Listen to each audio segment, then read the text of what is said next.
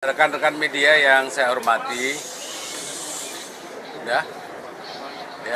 rekan-rekan media yang saya hormati, saya diperintah oleh Bapak Presiden untuk memonitor langsung tahap pencarian dan pertolongan korban.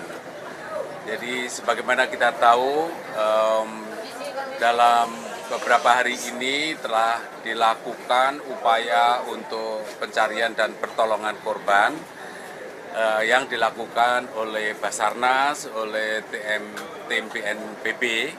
Jadi pemerintah mengerahkan seluruh jajaran dari Basarnas, dari BNPB, dibantu oleh TNI, dan juga oleh Polri, mendukung lembaga-lembaga yang ada di daerah di Provinsi Jawa Timur untuk melakukan pencarian dan pertolongan korban. Dan pencarian dan pertolongan korban ini harus dilakukan secara hati-hati, ekstra hati-hati, karena harus sedapat mungkin korban ditemukan dalam keadaan selamat. Oleh karena itu, dengan penuh kehati-hatian, akhirnya beberapa korban sudah bisa diselamatkan, ditemukan dalam keadaan selamat. Sekarang di rumah sakit memang ada yang ditemukan sudah tiada, sudah meninggal. Nah, ini tadi barusan kita dipimpin oleh Pak Kepala BNPB berdialog lagi, karena setiap hari terus dilakukan komunikasi dengan keluarga para santri. Apakah sudah saatnya untuk dilakukan evakuasi dengan menggunakan bantuan alat-alat berat. Sebagaimana tadi disilahkan oleh Basarnas bahwa memang dengan bantuan peralatan yang maksimal yang kita miliki, baik itu peralatannya Basarnas, BNPB maupun bantuan dari berbagai pihak, tidak lagi ada tanda-tanda ditemukan kehidupan. Itu sudah dijelaskan kepada keluarga, dan oleh karena itu keluarga juga setuju untuk penggunaan alat berat. Toh penggunaan alat berat pun akan digunakan dengan sangat-sangat hati-hati. Jadi mohon doanya ya, semoga para korban masih ditemukan selamat. Kita terus berdoa untuk itu. Semoga juga keluarga korban diberi ketabahan, kesabaran, keikhlasan menghadapi musibah yang sangat memprihatinkan ini.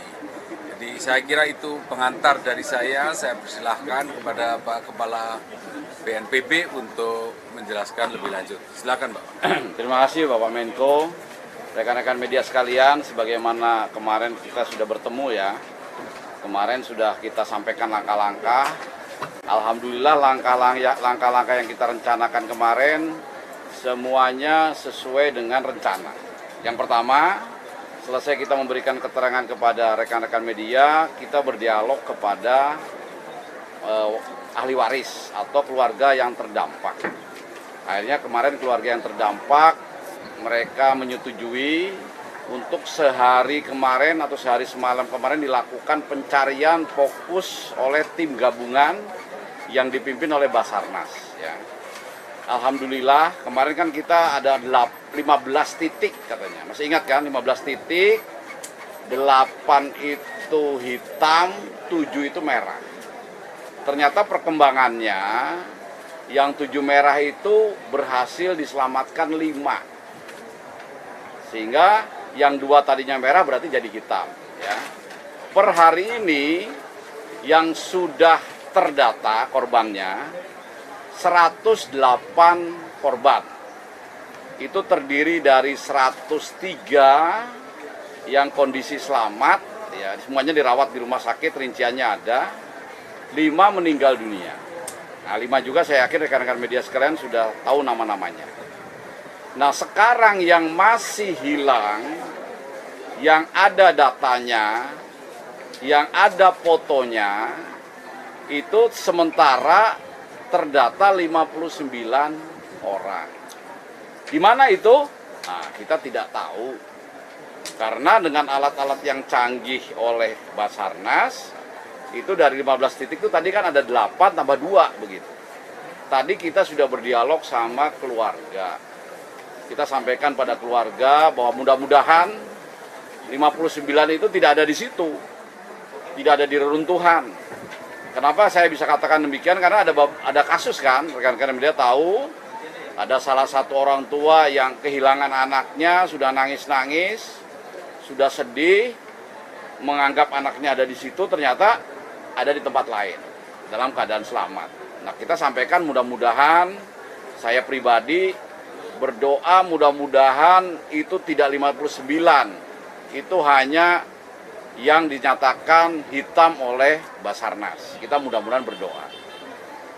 Nah, langkah selanjutnya, karena dari mulai tadi malam, setelah penemuan yang terakhir dalam kondisi selamat, itu kami rapat koordinasi, tim gabungan, menyatakan bahwa dengan menggunakan alat-alat yang canggih, ada yang menggunakan drone termal ya, atau secara teknis nanti Pak Presiden menjelaskan, itu secara ilmu pengetahuan itu tidak lagi ditemukan tanda-tanda kehidupan ya.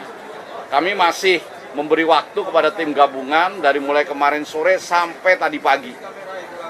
Bahkan tadi malam itu disterilkan, lokasi tidak boleh ada yang mendekat supaya hening, supaya sunyi. Di tengah kehenian kesunyian itu mudah-mudahan ada kedengaran dengan tanda-tanda, dengan alat-alat yang canggih itu tanda-tanda kehidupan. Tetapi ternyata sampai tadi pagi tidak ada.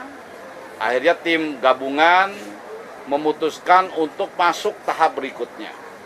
Tahap evakuasi pencarian dengan menggunakan alat-alat berat. Tentu saja resikonya ini tidak mempertimbangkan lagi apabila ada yang masih selamat gitu. Tapi ini tetap hati-hati, tidak menggunakan alat-alat berat yang langsung mengakibatkan itu bersih tetapi tidak aman. Jadi satu-satu ya, dan ahlinya sudah didatangkan, ada 212 orang yang sekarang bekerja di situ, gabungan ya, ada dari TNI, Polri, dari ITS, dari teknik sipil, orang-orang yang punya pengalaman dalam melaksanakan evakuasi terhadap gudang yang runtuh yang di situ ada korban. Ya, tentu saja kalau nggak ada korban, gampang itu evakuasinya. Sebelumnya kami sudah berdiskusi dengan masyarakat yang terdampak. Ada beberapa yang langsung sedih, tapi tidak ada satu keluarga pun yang meminta kami melanjutkan pencarian terhadap korban yang hidup. Ya, jadi mereka sudah memutuskan agar kami aparat ini segera melakukan evakuasi terhadap korban secara menggunakan alat-alat berat ya. Dan untuk memperkuat, kami membuat berita acara yang ditandatangan oleh wakil dari warga masyarakat yang ada keluarganya di situ. Ya, ini juga menjaga bahwa kami tidak bertindak sesuai keinginan sendiri. Kami sudah tawarkan kalau Bapak Ibu warga masyarakat yang keluarganya jadi korban, kalau meminta kami untuk mencari seperti kemarin secara manual, satu-satu untuk mencari yang selamat, kami akan lakukan. Tapi dari suara bulat, mereka menyatakan sudah cukup Pak. Sudah cukup karena sudah 3 hari, sekarang tolong itu segera dievakuasi menggunakan alat-alat berat. Dan apabila ada jenazah ditemukan, segera dilakukan pengurusan sebagaimana mestinya sesuai agama dan kepercayaannya masing-masing. Nah, sehingga rekan-rekan media sekalian, sekarang itu tahap yang kita lakukan. Sampai kapan? Sampai bersih, sampai semua korban itu ditemukan, dan kita sudah punya datanya. Sekali lagi, apakah 59 atau tidak, kami belum tahu. Ya, sekali lagi kami mudah-mudahan tidak sebanyak itu. Mungkin nanti rekan-rekan media menulis pun seperti itu. Jangan belum sudah disampaikan bahwa yang korban 59 orang. Ya, kita punya Tuhan, kita pasti percaya keajaiban. Mudah-mudahan tidak seperti itu. Mungkin itu ya yang ingin saya tambahkan dalam kesempatan ini, dan kami kembalikan kepada Bapak Menko. Barangkali dibuka pertanyaan dari rekan-rekan media, mungkin kami siap menjawab. Mungkin itu Bapak Menko. Jadi Basarnas, ada Terima tambahan? kasih. Baik, terima kasih. Saya sampaikan justifikasi dulu. Ya. Baik, terima kasih. Assalamualaikum warahmatullahi wabarakatuh. Mohon izin Pak Menko, Pak Kepala Badan, Pak Deputi. Jadi justifikasi kenapa metode search phase atau fase penyelamatan ini kita alihkan ke fase pengambilan reruntuhan adalah pertama seperti tadi disampaikan oleh Kamadan, sudah 3 kali kami melakukan reassessment. Reassessment yang pertama kami lakukan di pukul 23.30 sebelum kami karena kami berharap semua itu harus clear, tidak boleh ada satu orang pun yang di luar dari petugas yang melakukan scanning. Karena alat ini daya tangkapnya bisa sampai 50 meter radiusnya dari alat. Jadi kalau ada orang beraktivitas di situ akan tertangkap di dalam detektor, dan ini akan membuat kita multitafsir menganggap bahwa ada yang hidup. Padahal itu orang lain yang ada di sekitar. Sehingga kami minta itu clear semua. Kemudian fase yang pertama nihil. Kita menggunakan 2 pendekatan. Yang pertama adalah pendekatan secara manual, yaitu pendekatan dengan pemanggilan atau hailing method. Kita panggil, kita cari keliling. Kemudian setelah itu tim mundur, kita ganti dengan alat search cam. Dari semua titik, dari semua sektor kita search cam dengan menggunakan fleksibel yang dia memiliki jangkauan bisa sampai 5 meter. Dia bisa masuk ke dalam celah-celah di antara reruntuhan.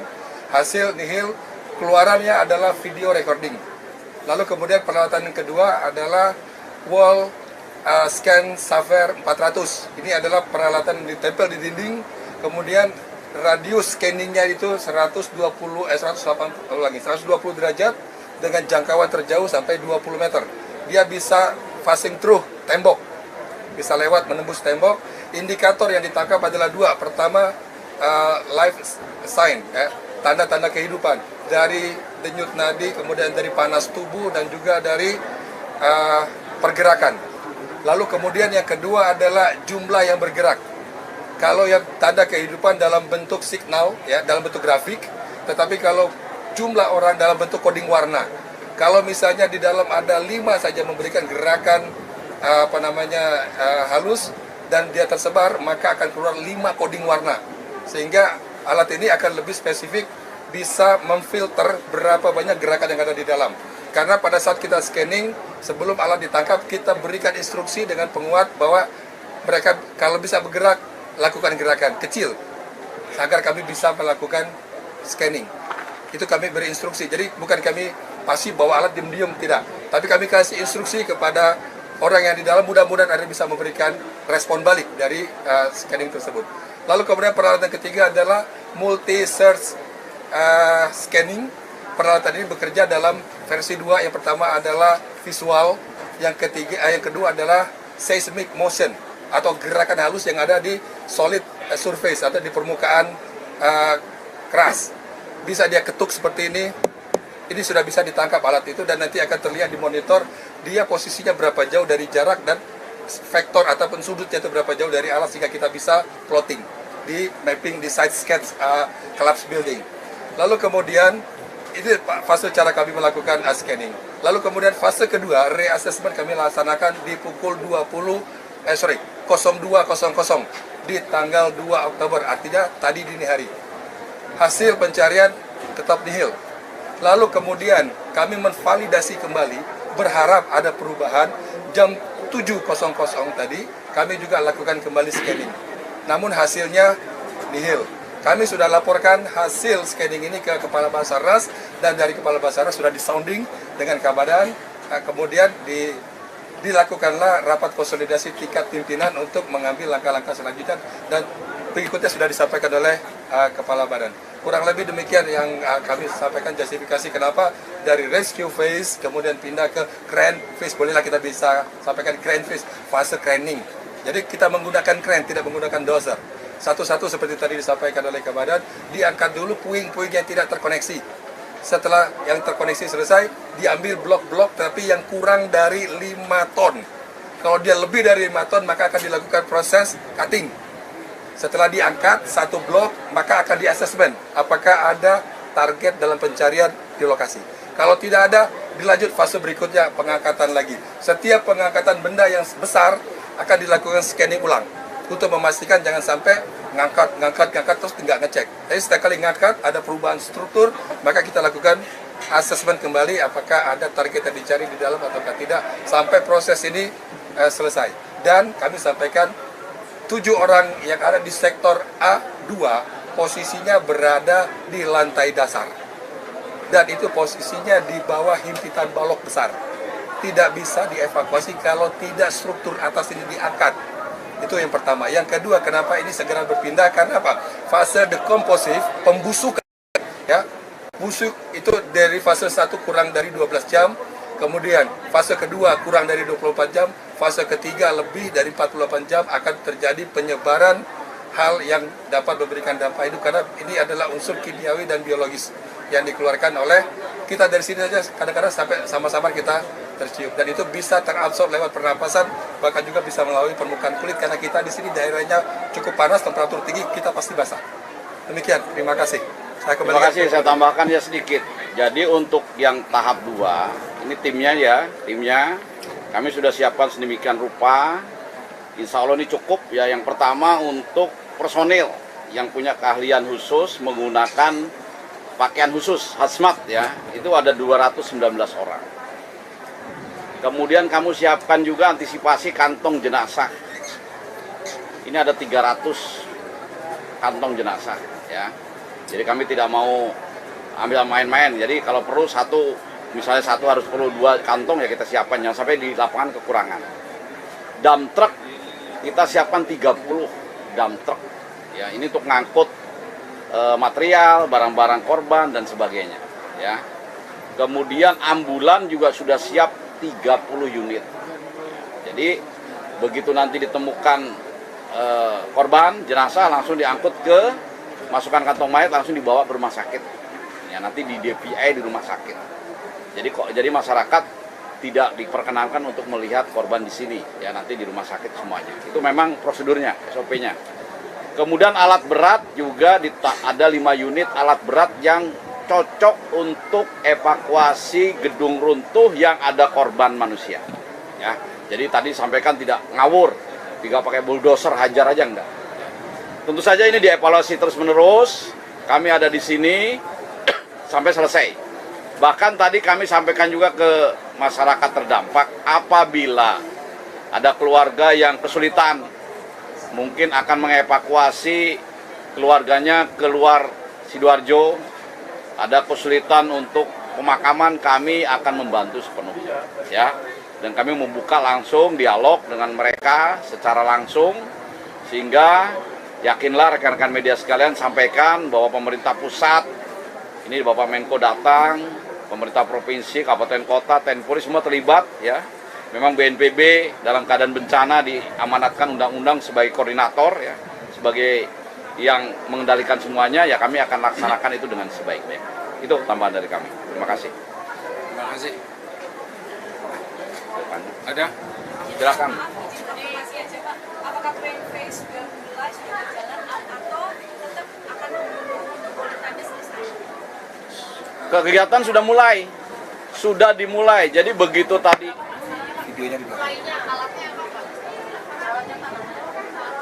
Tadi kren sudah masuk, personil orang-orang sudah masuk. Jadi kerennya itu mengambil tadi yang disampaikan Pak Fraser, balok-baloknya diawasi oleh orang-orang. Nanti kalau nggak ini mungkin perwakilan bisa lihat ya. Ada juga videonya, mungkin dilihat videonya, CCTV-nya nanti bisa lihat. Artinya begitu tadi orang tuanya sudah mengizinkan, sudah membuat berita acara, langsung masuk. Karena timnya sudah siap dari tadi pagi. Ya. Jam 11.30 tadi udah mulai.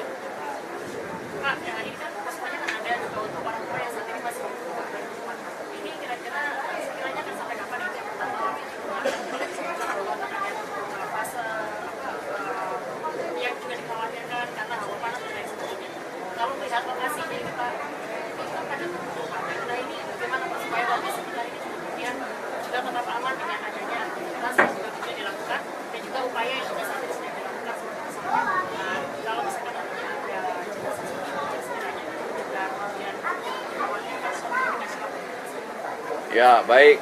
Nanti ditambahkan oleh Basarnas ya. Yang jelas, itu di lokasi itu sudah steril, sudah bersih. Bahkan, mohon maaf nih ya, untuk memperkecil aroma misalnya, sebelum masuk timnya juga sudah kita semprot supaya ini ada yang sampaikan Pak Prijer tadi tidak terlalu mengganggu bagi yang lain. Kemudian di sekitar situ ada gedung-gedung yang bahaya tadi itu sudah kosong, ya sudah kosong.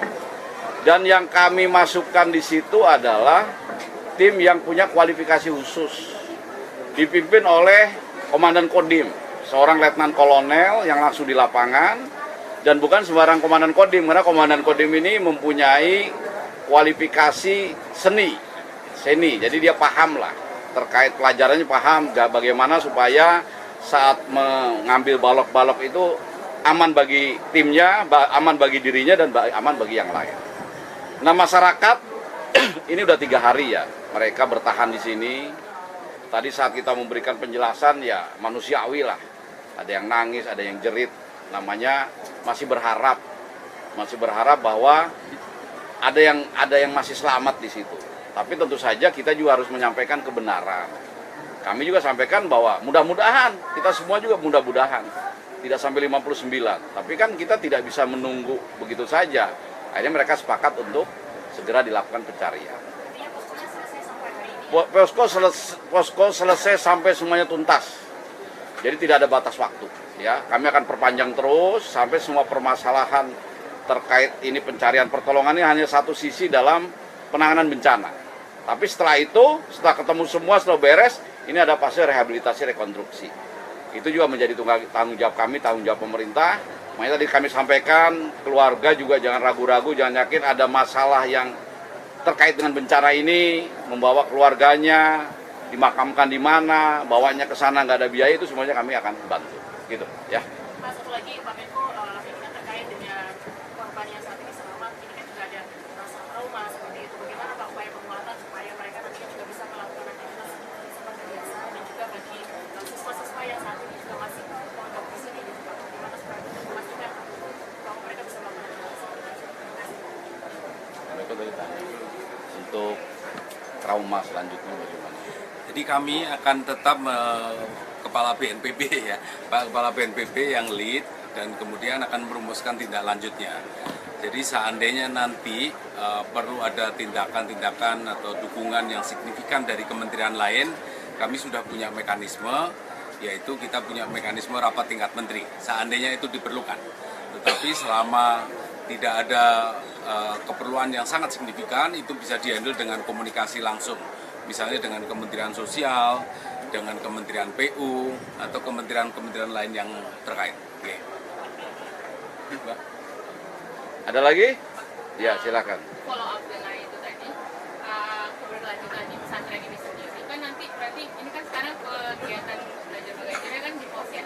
Ini ke depannya akan gimana? Ada apakah misalnya nanti begitu selesai akan lanjut lagi? Apakah pemerintah akan mereview misalnya pesantren ini ke depannya seperti apa? Dan juga kalau misalnya ini kan ada kelalaian ya Pak ya sehingga ini terjadi. Apakah misalnya pemerintah melihat ini dari sisi tindakan hukumnya, pidananya seperti apa Pak, dan juga ada kemungkinan langkah hukum nggak Pak? Yang jelas tadi malam saya sudah koordinasi dengan Pak Menko Infrastruktur, Pak AHY, untuk menindaklanjuti bagaimana ke depan hal-hal semacam ini tidak terulang lagi. Ya, tentu saja ini juga membutuhkan dukungan dari pemerintah daerah. Nanti malam kebetulan kita juga ada pertemuan nasional untuk kaitannya dengan bencana. Ini akan juga menjadi bagian dari apa yang akan kita harus utamakan ya, kita bicarakan. Mengenai tindak lanjut proses pembelajaran, saya belum mendiskusikannya dengan Pak Menteri Agama. Nanti kami akan bicarakan dengan Pak Menteri Agama dan juga dengan Bu Gub, bagaimana selama kan kemudian infrastruktur untuk pembelajaran kan tidak ada. Dan ini tentu saja harus dibicarakan bukan dari pihak pemerintah tapi juga dari pihak pesantren juga ya. Kami belum bisa mengupdate mengenai hal ini. Terima kasih. Untuk hukum ya, ini memang domainnya dari kepolisian ya. Tapi saya dapat informasi, tentu saja setiap kejadian ya, apalagi sampai menimbulkan korban jiwa, itu sudah otomatis ya. Memang kita tahan, kita tahan dulu sampai dengan ini kondisi pulih dulu. Memang ada beberapa kemarin upaya udah memanggil orang tua, santri, kemudian mungkin pihak pesantren di Polda, di Polres. Nah, itu yang informasi, walaupun secara koordinasi karena itu memang wewenang aparat penegak hukum, ya kita sampaikan mungkin agak ditahan dulu sampai dengan kegiatan evakuasi ini selesai dulu. Ya, tapi artinya tetap semuanya ada konsekuensi hukum karena kita tinggal di negara hukum. Ya, oke. Ya, oke. Terima kasih. Dari pertemuan tadi Pak, apakah ada indikasi apa penyebab sampai bisa terjadi ini Pak? Apakah ada kesalahan dari bangunan Dari kami karena sudah menangani tanggap darurat ya bencana, kami tidak mendalami penyebabnya dulu. Dan tadi dari orang tua semua santri juga belum ada yang menanyakan kenapa ini terjadi. Semuanya masih fokus bagaimana anak saya, ponakan saya untuk bisa selamat, gimana dicarinya, itu masih situ. Jadi kami belum bisa menjawab itu. Tentu saja tadi kan Pak Menko juga sudah menyampaikan dengan Kemenko Infrastruktur ini pasti akan terus didalami gimana penyebabnya. Kita tidak bisa terus memvonis dengan mata telanjang, nanti salah kan, ilmu kita nggak di situ gitu ya. Nanti silakan tanya kepada ahli ya.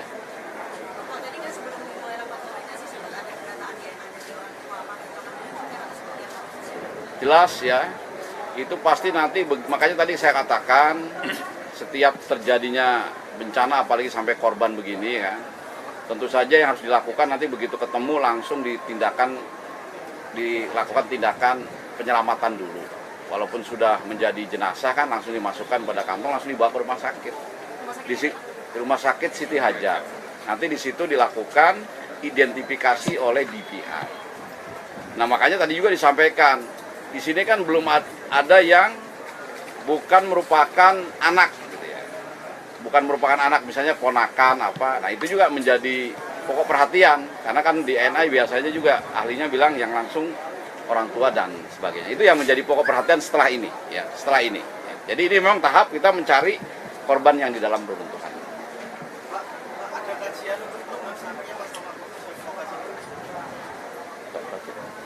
Kajian yang Bangunan. yang sebelahnya. Kita belum. Nggak ada. Ya memang kalau secara itu kan kita pakai mata telanjang ya. Kita mata telanjang memang kan audit udah nempel begitu, makanya itu untuk supaya tidak berakibat yang lain itu sementara dikosongkan. Ya kita masih fokus ke jenazah ini. Pencarian, pertolongan.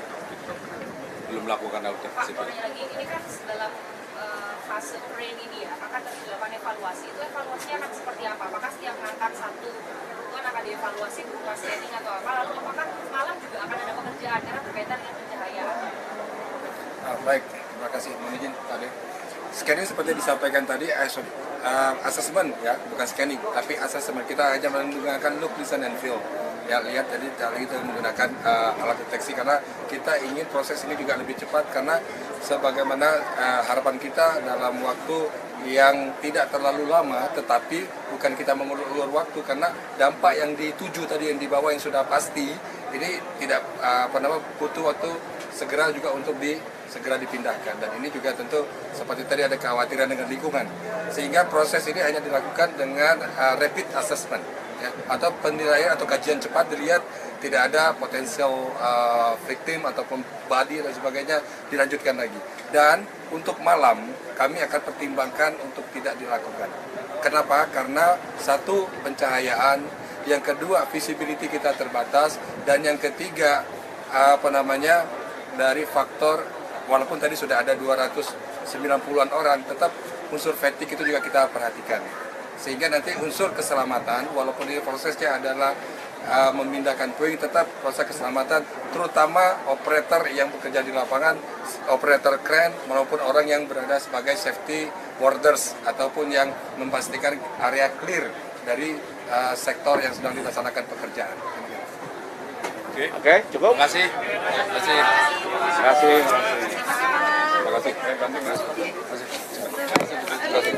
Siap. Nanti ketemu saya kalau udah selesai. Siapa Pak? Siap.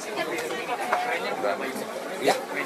Kerennya ada 30 kerennya berapa? Kerennya ada 5. Ada 5. Yang dump truck yang 30. 30 dump truck. Oleh monitor Ambulan 30. Izin Pak Deputi. Banyak ya.